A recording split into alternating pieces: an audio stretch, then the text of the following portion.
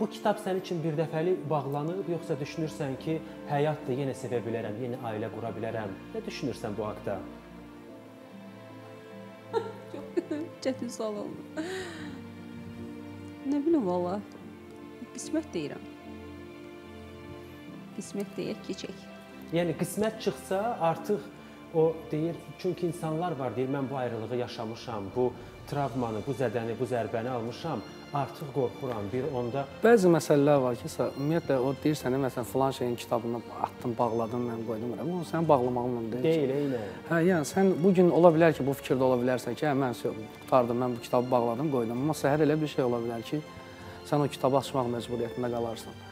Məcburiyyətində də qalmarsan, hətta bəlkə istəyərək də açarsan. Eynən. Hə, onu demək olmaz ki, mən o gələcəklə bağlı şeyləri biz qeyb bilmirik axı. Deyək ki, məsələn, gələcəkdə filan şey baş verəcək.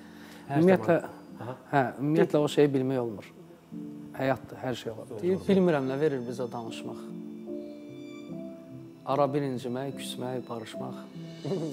Nə ayrılmaq olur, nə də qovuşmaq. Adama deyərlər, nədir bu sevgi? Çox sağ ol, ömrümün yerini haramla. Yerini dəyişdi halal, haramla. Bəs indi mən səni sevim haramla. Mənim ürəyimi yedi bu sevgi.